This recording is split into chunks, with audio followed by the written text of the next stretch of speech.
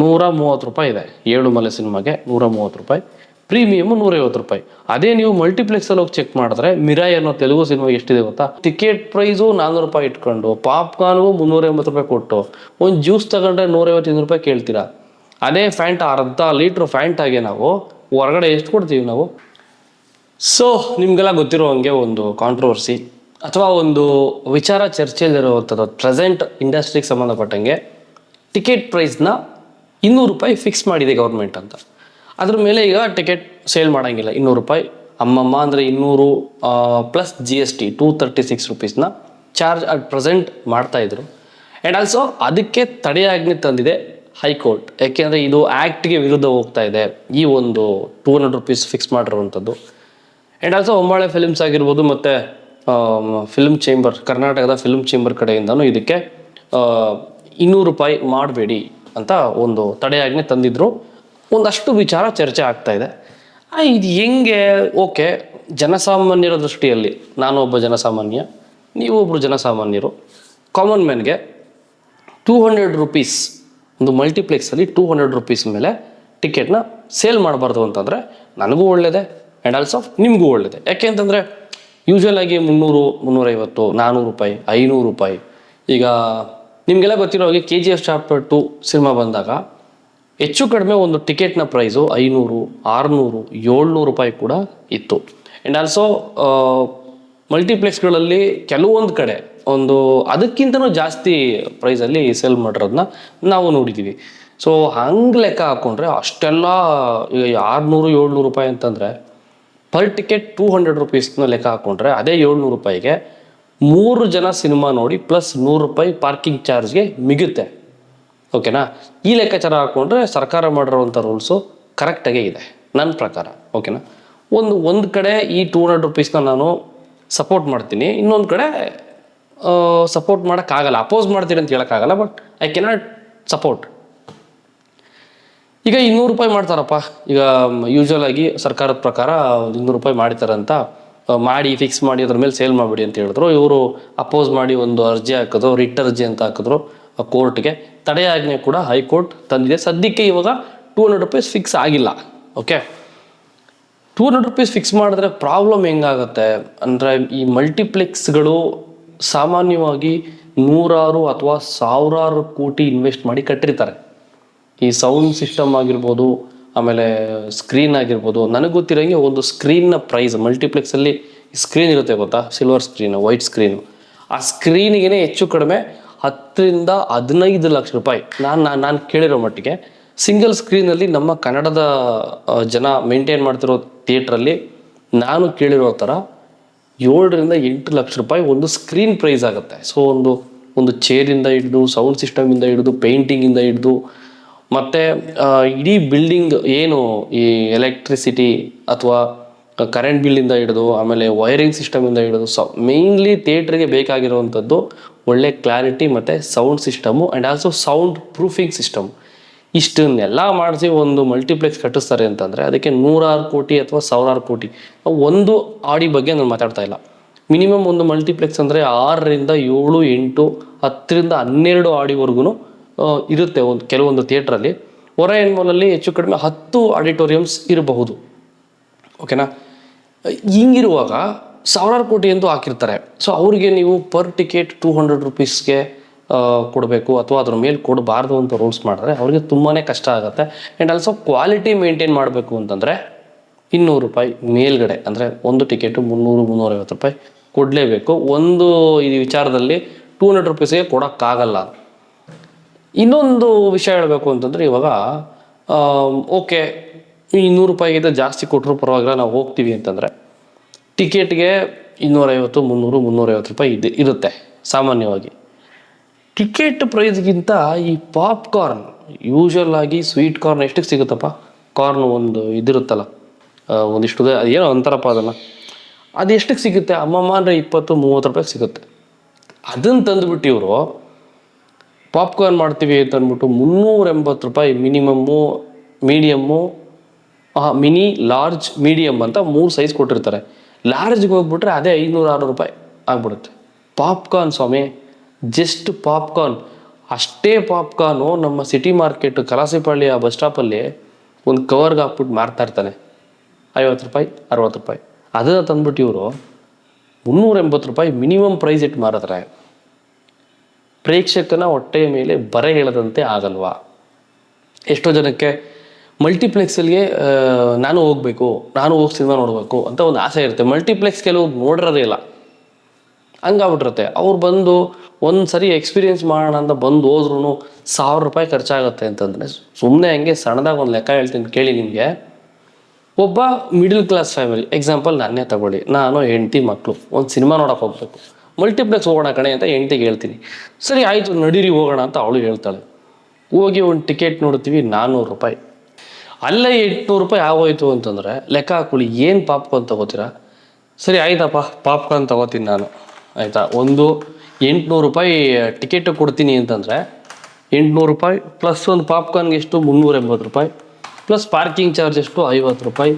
Overall ಸಣ್ಣ ಪುಟ್ಟ ಅದು ಮಕ್ಕಳು ಹಠ ಮಾಡಿದ್ರು, ಹೆಂಡತಿ ಹಠ ಮಾಡಿದ್ಲು, ಅದು ಕೊಡಿಸ್ದು ಇದು ಕೊಡಿಸ್ದು ತಿನ್ನೋಕೆ ಒಂಚೂರು ಎಕ್ಸ್ಟ್ರಾ ಆಯಿತು ಅಂತಂದರೆ ಒಂದು 300 ರೂಪಾಯಿ ಎಕ್ಸ್ಟ್ರಾ ಹಾಕೊಳ್ಳೋಣ, 1530 ರೂಪಾಯಿ ಆಗೋಯ್ತು.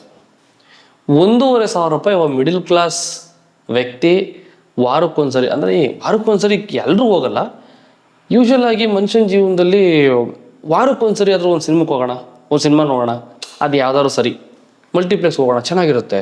ಒಳ್ಳೆ AC ಹಾಕಿರ್ತಾರೆ, ಒಳ್ಳೆ ಲೈಟಿಂಗ್ ಸಿಸ್ಟಮ್ ಇರುತ್ತೆ, ಮ್ಯೂಸಿಕ್ ಸಿಸ್ಟಮ್ಮು, ಸೌಂಡ್ ಸಿಸ್ಟಮ್ಮು, ಏನೋ ಒಂದು ಅದೊಂದು ಕಂಫರ್ಟ್. ಮಲ್ಟಿಪ್ಲೆಕ್ಸ್ ಹೋಗಿ ಕೂತ್ಕೊಂಡ್ಬಿಟ್ರೆ ಒಂದು ಚೆನ್ನಾಗಿ ಕಂಫರ್ಟ್ ಝೋನ್ ಅದು. ಅದನ್ನು ಎಂಜಾಯ್ ಮಾಡೋಕ್ಕಾದ್ರೂ ಹೋಗೋಣ ಅಂತ ವಾರಕ್ಕೊಂದ್ಸರಿ ಹೊರಗಡೆ ಹೋಗ್ತಾರೆ. ವಾರಕ್ಕೊಂದ್ಸರಿ 1500 ರೂಪಾಯಿ ಒಬ್ಬ ಮಿಡಿಲ್ ಕ್ಲಾಸ್ ವ್ಯಕ್ತಿ ಖರ್ಚು ಮಾಡಬೇಕು ಅಂತಂದರೆ ಇದನ್ನೇ ಇಂಟು 4 4 ವಾರಕ್ಕೆ ಅವ್ನು ಹೋದ ಅಂತಂದರೆ 6120 ರೂಪಾಯಿ. ಬೇಡ 5ರಿಂದ 6000 ಇಟ್ಕೊಳ್ಳಿ. ಅಮ್ಮಮ್ಮ ಅಂದರೆ ಆ ವ್ಯಕ್ತಿಯ ಸಂಬಳ ಎಷ್ಟಿರುತ್ತೆ? ಮನೇಲಿ ಒಬ್ಬನೇ ದುಡಿಯೋನಾದ್ರಂತೂ ಮುಗದೇ ಹೋಯ್ತು ಕತೆ.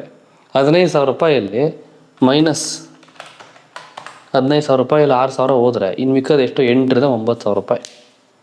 ಇದನ್ನು ತಗೊಂಡು ಒಂದು ಮನೆ ಬಾಡಿಗೆ ಕಟ್ಟಬೇಕಾ, ಜೀವನ ಮಾಡಬೇಕಾ, ಹೆಂಡತಿ ಮಕ್ಳಿಗೆ ಊಟ ಕೊಡಿಸ್ಬೇಕಾ, ಮಕ್ಳು ಜೀವನ ನೋಡ್ಬೇಕಾ, ಮಕ್ಳು ಫೀಸ್ ಕಟ್ಟಬೇಕಾ, ಇಲ್ಲ ಅವ್ನು ಬದುಕಬೇಕಾ, ಏನು ಮಾಡಬೇಕು? ಸೊ ಮಲ್ಟಿಪ್ಲೆಕ್ಸ್ ಅವರು 200 ರೂಪಾಯಿನ ಫಿಕ್ಸ್ ಮಾಡಬಾರ್ದು ಅಂತ ನೀವು ರಿಟರ್ಜಿ ಹಾಕಿದ್ರಲ್ಲಪ್ಪ ನೀವು ಮಲ್ಟಿಪ್ಲೆಕ್ಸ್ನವರು. ಅದೇ ಥರ ನೀವು ಪಾಪ್ಕಾರ್ನ್ ಎಷ್ಟಕ್ಕೆ ಸೇಲ್ ಮಾಡ್ತಾಯಿದ್ದೀರಾ? ಸಣ್ಣ ಪುಟ್ಟ ಒಂದು ಕಾಫಿ ತೊಗೊಂಡ್ರೆ 40ರಿಂದ 50 ರೂಪಾಯಿ. ಬೇಡ ಸ್ವಾಮಿ 30 ರೂಪಾಯಿ ಇಟ್ಕೊಳ್ಳಿ. 30 ರೂಪಾಯಿ ಏನಕ್ಕೆ ಸೇಲ್ ಮಾಡ್ತೀರಾ? ನಾನೇ ತೊಗೊಂಡಿದ್ದೀನಿ 40 ರೂಪಾಯೋ 45 ರೂಪಾಯಿ ಒಂದು 2 ಇಯರ್ಸ್ ಬ್ಯಾಕ್ ತೊಗೊಂಡಿದ್ದೆ. ಅದಾದಮೇಲೆ ತೊಗೊಳೋದೇ ಬಿಟ್ಬಿಟ್ಟೆ. ನನ್ನಲ್ಲಿ ಸ್ವೀಟ್ ಕಾರ್ನ್, ನನಗೆ ಸ್ವೀಟ್ ಕಾರ್ನ್ ತುಂಬ ಇಷ್ಟ. ಹೋಗ್ತೀನಿ ಒಂದು ಸ್ವೀಟ್ ಕಾರ್ನ್ ಎಷ್ಟು ಅಂತ ಕೇಳ್ತೀನಿ, ಚಿಕ್ಕದು ಮಿನಿ ವರ್ಷನ್ ಬಂದು 70 ರೂಪಾಯಿ, ಮೀಡಿಯಮ್ ಬಂದು 180 ರೂಪಾಯಿ. ಡಬ್ಬಲ್ ಇರಲ್ಲ ಅವ್ರದ್ದು. 70 ರೂಪಾಯಿ ಅಂದರೆ ಅದಕ್ಕಿಂತ ನೆಕ್ಸ್ಟು 140 ಇರಬೇಕು, ಬಟ್ ಇವ್ರು 180 ಇರುತ್ತೆ. ಲಾರ್ಜ್ಗೆ ಹೋಗ್ಬಿಟ್ರೆ 250 300 ರೂಪಾಯಿ. ಒಂದು ಸ್ವೀಟ್ ಕಾರ್ನ್ ಇಷ್ಟಪ್ಪ, ಇಷ್ಟುದ ಲೋಟ, ಇಷ್ಟಪ್ಪ ಇರುತ್ತೆ ಲೋಟ, ಅದನ್ನು ತಿಂತಾ ಕೂತ್ಕೊಂಡು 10 ನಿಮಿಷ ಖಾಲಿ ಆಗುತ್ತೆ ಕರೆಕ್ಟಾಗಿ ತಿಂದರೆ ಅದನ್ನು. ಅದಕ್ಕೆ ಇವ್ರಿಗೆ 500 ರೂಪಾಯಿ ಕೊಡಬೇಕು. ನಮ್ಮ ಬಡವರು ಏನು ಯೋಚನೆ ಮಾಡ್ತಾರೆ ಮಿಡಲ್ ಕ್ಲಾಸ್ ಜನ ಅಂತಂದರೆ, ಅದೇ 500 ರೂಪಾಯಿಗೆ ಇವತ್ತಿನ 1 kg ಚಿಕನ್ ಎಷ್ಟಿದೆಯಪ್ಪ? 260 ರೂಪಾಯಿ ಅಟ್ ಪ್ರೆಸೆಂಟ್. ಇವತ್ತು ನಮ್ಮ ಮನೆ ಸುತ್ತಮುತ್ತ ಅಂಗಡಿಗಳಲ್ಲಿ ನಾನು ಕೊಡ್ತಾ ಇರೋ ರೇಟು. ವಾರಕ್ಕೊಂದ್ಸರಿ ನಾವು ತಿಂತೀವಿ, ಅದಕ್ಕೆ ಹೇಳ್ತಾ ಇದ್ದೀನಿ. 260 ರೂಪಾಯಿ ಕೊಟ್ಟರೆ 1 kg ಚಿಕನ್ ಬರುತ್ತೆ. ಹಂಗೂ ಸಣ್ಣ ಪುಟ್ಟ ಇನ್ನೂ ಏನಾದರೂ ಎಕ್ಸ್ಟ್ರಾ ತೊಗೊಂಬರ್ತೀನಿ ಅಂತಂದರೆ ಜ್ಯೂಸು ಗೊತ್ತಲ್ಲ ಯಾವ ಜ್ಯೂಸ್ ಹೇಳ್ತಾ ಇದ್ದೀನಿ ಅಂತ. ಚಿಕನ್ ತಂದು ಜ್ಯೂಸ್ ಕುಡಿದು ಮನೇಲೇ ಪಾರ್ಟಿ ಮಾಡಿ ಮುಗಿಸ್ಬಿಡ್ಬೋದು. ಅಷ್ಟು ಬರುತ್ತೆ. 800 ರೂಪಾಯಿ 500 ರೂಪಾಯಿ ದುಡ್ಡು ಖರ್ಚು ಮಾಡೋ ಬದಲು ಅದನ್ನು ತೊಗೊಂಡೋಗ್ಬಿಟ್ಟು ಒಂದು ಸ್ವೀಟ್ ಕಾರ್ನ್ ಕೊಡಬೇಕು ಅಂತಂದರೆ ಯಾರಿಗೆ ತಾನೇ ಹೊಟ್ಟೆ ಉರಿಯಲ್ಲ?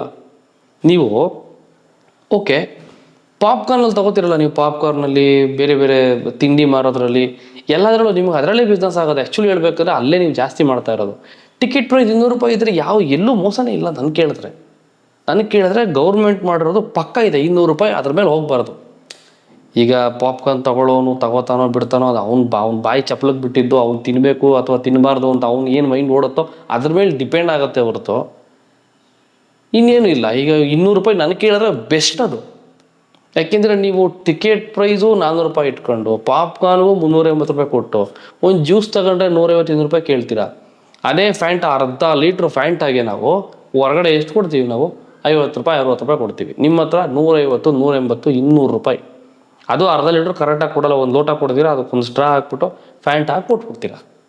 ಅದೇ ಫ್ಯಾಂಟ್ ಆಚೆ ಸಿಗೋದು ಅದೇ ಫ್ರೆಂಡ್ ನಾವು ಆಚೆ ತೊಗೊಂಬಂದು ಕುಡ್ಕೊಂಡು ಜೀವನ ಮಾಡ್ತೀವಿ ಥಿಯೇಟ್ರಲ್ಲಿ ಸಿನಿಮಾ ಮುಗಿಯೋವರೆಗೂ ಅಂತಂದರೆ ಅದನ್ನೂ ಒಪ್ಕೊಳ್ಳಲ್ಲ. ಒಂದು ಪಾಪ್ಕಾರ್ನು, ಒಂದು ತಿಂಡಿ, ಒಂದು ಚಾಕ್ಲೇಟು, ಒಂದು ಜ್ಯೂಸ್ ಬಾಟ್ಲು, ವಾಟ್ರ್ ಬಾಟ್ಲು ಬಿಟ್ಟರೆ ಬೇರೆ ಏನೂ ಥಿಯೇಟ್ರ್ ಒಳಗಡೆ ತೊಗೊಂಡೋಗಂಗೆ ಇಲ್ಲ. ಹಂಗಾಗ್ಬಿಡುತ್ತೆ ಜೀವನ. ಈಗ ತೊಗೊಂಡೋಗೋಕ್ಕೂ ಬಿಡಲ್ಲ, ಅಟ್ಲೀಸ್ಟ್ ಒಳಗಡೆ ಕಡಿಮೆ ರೇಟು ಇಲ್ಲ. ಹಿಂಗಾಗ್ಬಿಟ್ರೆ ಹಿಂಗೆ. ಆ್ಯಂಡ್ ಆಲ್ಸೋ ಇನ್ನೊಂದು ವಿಷಯ ಹೇಳಬೇಕು, ನಮ್ಮ ಕರ್ನಾಟಕದ ಮಲ್ಟಿಪ್ಲೆಕ್ಸ್ ಬ್ರ್ಯಾಂಡ್ ಮಿರಾಜ್ ಸಿನಿಮಾಸ್ ತುಂಬ ಒಳ್ಳೆ ಕ್ವಾಲಿಟಿ ಕೊಡ್ತಾರೆ. ಸೌಂಡ್ ಆಗಲಿ, ಪಿಕ್ಚರ್ಸ್ ಆಗಲಿ, ಆಮೇಲೆ ಏನು ಈ ಮಲ್ಟಿಪ್ಲೆಕ್ಸಲ್ಲಿ ಏನು ಕಂಫರ್ಟ್ ಸಿಗುತ್ತೆ ಅದಕ್ಕಿಂತ ಸಖತ್ತಾಗಿದೆ. ಕಂಫರ್ಟ್ ಆಗಲಿ ಎಲ್ಲ ಸಖತ್ತಾಗಿದೆ. ಬಟ್ ಪ್ರೈಸು ಬೇರೆ ಮಲ್ಟಿಪ್ಲೆಕ್ಸ್ ಏನಿದೆ ಅದೇ ರೇಟ್ನ ನೀವು ಮಾರ್ತಾ ಇದ್ದೀರಾ. ಅಂದರೆ ಅವ್ರಿಗೂ ನಿಮಗೂ ವ್ಯತ್ಯಾಸ ಏನು? ಇದು ನಮ್ಮದು ಕನ್ನಡದ್ದು, ಕರ್ನಾಟಕದವ್ರದ್ದು ಮಿರಾಜ್ ಸಿನಿಮಾ ಅಂತ ಹೇಳ್ಕೊಳ್ಳೋಕ್ಕೆ ನಿಮ್ಮ ಹತ್ರ ಏನು ಉಳಿದಿದೆ? ನೀವು ಅದೇ ಕೆಲಸ ಮಾಡ್ತಾಯಿದ್ದೀರಾ. ಒಂದು ಪಾಪ್ಕಾರ್ನ್ ತೊಗೊಂಡ್ರೆ 380 ರೂಪಾಯಿ, 400 ರೂಪಾಯಿ, ಹಿಂಗಿದೆ ಕತೆ. ಸೊ ನನ್ನ ಕೇಳಿದ್ರೆ I will go with 200 rupees. ಸರ್ಕಾರ ಮಾಡಿರೋದು ಕರೆಕ್ಟಾಗಿದೆ, ಅದರಲ್ಲಿ ಯಾವುದೇ ಮೋಸ ಇಲ್ಲ. ಹೆಂಗರು ಲಾಸ್ ಆಗಲ್ವಾ ಸಿನಿಮಾದವ್ರಿಗೆ, ಹಂಗೆ ಹಿಂಗೆ ಅದು ಇದು ಅಂತೆಲ್ಲ ಹೇಳ್ಬೋದು. ಅದನ್ನು ಮಲ್ಟಿಪ್ಲೆಕ್ಸ್ ಅವ್ರು ಯೋಚನೆ ಮಾಡಿ ಈ ಸ್ನ್ಯಾಕ್ಸ್ ರೇಟ್ನ ಕಡಿಮೆ ಮಾಡಿಬಿಟ್ಟು ಆಮೇಲೆ ಬೇಕಾದರೆ ಟಿಕೆಟ್ ಪ್ರೈಸ್ ಜಾಸ್ತಿ ಮಾಡಿ ಒಂದು ಲೆವೆಲಿಗೆ ಇಟ್ಕೊಂಡ್ಬಿಡ್ಬೇಕು. ಇಲ್ಲಿ ಪ್ರೊಡ್ಯೂಸರು ಬರ್ತಾನೆ, ಡಿಸ್ಟ್ರಿಬ್ಯೂಟರ್ ಬರ್ತಾನೆ, ಎಕ್ಸಿಬ್ಯೂಟರ್ಸ್ ಬರ್ತಾರೆ, ಸಿನಿಮಾ ಆರ್ಟಿಸ್ಟ್ಗಳು ಬರ್ತಾರೆ.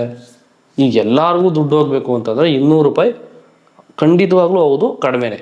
200 ರೂಪಾಯಿ ಮಾಡಬಾರ್ದು. ಒಂದು ರೀತಿ ಒಳ್ಳೆಯದು, ಒಂದು ರೀತಿ ಕೆಟ್ಟದ್ದಿದು. 200 ರೂಪಾಯಿ ಇಟ್ಟರೆ ಪ್ರೊಡ್ಯೂಸರ್ಗೆ ಏನೂ ಸಿಗಲ್ಲ, ಡಿಸ್ಟ್ರಿಬ್ಯೂಟರ್ಗೆ, ಎಕ್ಸಿಬ್ಯೂಟರ್ಗೆ ಏನೂ ಸಿಗಲ್ಲ, ಹಂಗಾಗ್ಬಿಡುತ್ತೆ. ಸೊ ಇದನ್ನು ನೋಡಿಕೊಂಡು ಪ್ಲ್ಯಾನ್ ಮಾಡಬೇಕಾಗಿ ವಿನಂತಿ ಅಂತ ಹೇಳ್ತೀನಿ. ಆ್ಯಂಡ್ ಆಲ್ಸೋ ಮಲ್ಟಿಪ್ಲೆಕ್ಸಲ್ಲಿ ರೇಟ್ಗಳೆಲ್ಲ ಈಗ ಹೆಂಗಿದೆ ಅಂತಂದರೆ 200, 300 ರೂಪಾಯಿ ಇದೆ, 300, 350 ಎಲ್ಲ ಹೋಗ್ತಾನೆ ಇದೆ. ಬಟ್ ಲೋಕಲ್ ಥಿಯೇಟ್ರು ಅಂದರೆ ನಮ್ಮ ಸಿಂಗಲ್ ಸ್ಕ್ರೀನ್ ಥಿಯೇಟ್ರ್ಗಳಿರ್ತಾವಲ್ಲ, ಅಲ್ಲಿ ಹೆಂಗಿದೆ ಅಂತಂದರೆ ಫಾರ್ ಎಕ್ಸಾಂಪಲ್ ಏಳುಮಲೆ ಸಿನಿಮಾ ಈಗಲೂ ಓಡ್ತಾ ಇದೆ. ಯಾವ ಸಿನಿಮಾದಲ್ಲಿ ಅಂತಂದರೆ ವೈಷ್ಣವಿ ಆ್ಯಂಡ್ ವೈಭವಿ ಸಿನಿಮಾಸ್, ಉತ್ತರಹಳ್ಳಿ. ಓಕೆನಾ? 24th ಇವತ್ತಿನ ಡೇಟ್ಗೆ ಇರುವಂಥ ಶೋ ಎಷ್ಟು ರೂಪಾಯಿ ಇದೆ? 130 ರೂಪಾಯಿ ಇದೆ. 130. ಆ್ಯಂಡ್ ಪ್ರೀಮಿಯಮ್ ಬಂದು 150 ರೂಪಾಯಿ. ಅಂದರೆ ಮೇಲಕ್ಕೆ ಹೋಗುತ್ತಲ್ಲ, ಬಾಲ್ಕನಿ ಎಲ್ಲ 150 ರೂಪಾಯಿ ಅಷ್ಟೇ ಇರೋದು. ಅದೇ ನೀವು ಮಲ್ಟಿಪ್ಲೆಕ್ಸ್ಗೆ ಹೋಗ್ಬಿಡಿ, ಈ ಮುಂದ್ಗಡೆ ಸೀಟು ಸೆಂಟ್ರಲ್ ಇರೋದು ಮತ್ತು ಮೇಲುಗಡೆ ಇರೋದು ಪ್ರೀಮಿಯಮ್ ಅಲ್ಲ, ಪ್ರೀಮಿಯಮ್ ಅಂದ್ಕೊಳ್ಳಿ, ಗೋಲ್ಡ್ ಕ್ಲಾಸ್ ಅಂದ್ಕೊಳ್ಳಿ, ಅಥವಾ ಟಾಪ್ ಕ್ಲಾಸ್ ಅಂದ್ಕೊಳ್ಳಿ, ಏನಾರು ಅಂದ್ಕೊಳ್ಳಿ. ಮುಂದ್ಗಡೆ ಕ್ಲಾಸಿಕ್ಕು, ಸೆಂಟ್ರಲ್ಲಿ ಗೋಲ್ಡು, ಮೇಲ್ಗಡೆ ಹೋದರೆ ಪ್ರೀಮಿಯಮ್. ಓಕೆನಾ? ಅಂದರೆ ರಿಕ್ಲೈನರ್ಸ್ ಹಾಕಿರ್ತಾರೆ ಗೊತ್ತಾ ಅವರು, ಆ ರಿಕ್ಲೈನರ್ಗಳನ್ನ ನಿಮ್ಮ ಇಷ್ಟ ಬಂದಾಗ ಇಟ್ಕೊಳ್ಳಿ ರೇಟ್ನ, ಟಿಕೆಟ್ ರೇಟ್ನ. ಮುಂದ್ಗಡೆ ಇರೋವಂಥದಕ್ಕೆಲ್ಲ ಒಂದು ರೇಟ್ ಫಿಕ್ಸ್ ಮಾಡಿಬಿಡಿ. ನಾನು ಕೇಳಿದ್ರೆ ಇದು ಬೆಸ್ಟು. ಸರ್ಕಾರದ ವಿರುದ್ಧ ನೀವು ಹೋಗೋಕ್ಕಾಗಿಲ್ಲ ಅಂತಂದರೆ ಇದನ್ನಾದರೂ ಮಾಡ್ಬೋದು ನೀವು. ಇದನ್ನೂ ಮಾಡಿದೆ ಇಷ್ಟ ಬಂದಾಗ ರೇಟ್ ಹಾಕ್ಕೊಂಡ್ರೆ, ನಾನು ಈಗ ಚೆಕ್ ಮಾಡ್ತಾ ಇದ್ದೆ ರೇಟ್ನ, 130 ರೂಪಾಯಿ ಇದೆ ಏಳುಮಲೆ ಸಿನಿಮಾಗೆ, 130 ರೂಪಾಯಿ. ಪ್ರೀಮಿಯಮು 150 ರೂಪಾಯಿ. ಅದೇ ನೀವು ಮಲ್ಟಿಪ್ಲೆಕ್ಸಲ್ಲಿ ಹೋಗಿ ಚೆಕ್ ಮಾಡಿದ್ರೆ ಮಿರಾಯ್ ಅನ್ನೋ ತೆಲುಗು ಸಿನಿಮಾ ಎಷ್ಟಿದೆ ಗೊತ್ತಾ? 160 ರೂಪಾಯಿ ಮುಂದುಗಡೆ ಇರೋ ಸೀಟ್ಗಳಿಗೆ, ಅಂದರೆ ಕ್ಲಾಸಿಕ್ಕು. ಪ್ರೀಮಿಯಮ್ಗೆ 200 ರುಪೀಸ್, ರಿಕ್ಲೈನರ್ಗೆ 270 ರುಪೀಸ್. ಅಲ್ಲೇ 60-70 ರೂಪಾಯಿ ಡಿಫ್ರೆನ್ಸ್ ಅಲ್ಲೇ ಕಾಣಿಸ್ತಾ ಇದೆ. ತುಂಬ ದೊಡ್ಡ ಡಿಫ್ರೆನ್ಸ್ ಇದು. ಸೊ ನೋಡಿ, ಏನು ಮಾಡ್ತೀರಾ? ಮಲ್ಟಿಪ್ಲೆಕ್ಸ್ ಅವ್ರಿಗೆ ಬಿಟ್ಟಿದ್ದು, ಸರ್ಕಾರಕ್ಕೆ ಬಿಟ್ಟಿದ್ದು. ಇನ್ನೂ ಸಾಕಷ್ಟಿದೆ ಮಾತಾಡೋದು, ಸದ್ಯಕ್ಕೆ ಸಾಕು. ಇದ್ರ ಬಗ್ಗೆ ನಿಮ್ಮ opinion as an audience, public, middle class, ಬಡವರು, ಬಗ್ಗರು, ಶ್ರೀಮಂತರು, upper middle class, lower middle class, poor peoples, ಪ್ರತಿಯೊಬ್ಬರಿಗೂ ಸಿನಿಮಾ ಬೇಕು ಸ್ವಾಮಿ. ನೀವೆಲ್ಲರೂ ವಿಡಿಯೋ ನೋಡ್ತಾ ಇದ್ರೆ ನೀವೇನು ಕಮೆಂಟ್ ಹಾಕ್ತೀರಾ, ಇದ್ರ ಬಗ್ಗೆ ನೀವೇನು ಹೇಳ್ತೀರಾ ನೋಡೋಣ. ಕಮೆಂಟ್ ಹಾಕಿ. ಇನ್ನೊಂದು ವಿಡಿಯೋದಲ್ಲಿ ಸಿಗ್ತೀನಿ ಅಂತ ಹೇಳ್ತಾ, ಇಷ್ಟೊತ್ತು ವಿಡಿಯೋ ನೋಡಿದ್ದಕ್ಕೆ ಥ್ಯಾಂಕ್ ಯು ಸೊ ಮಚ್. ಮತ್ತೆ ಸಿಗ್ತೀನಿ. ಬಾಯ್, ಟೇಕ್ ಕೇರ್.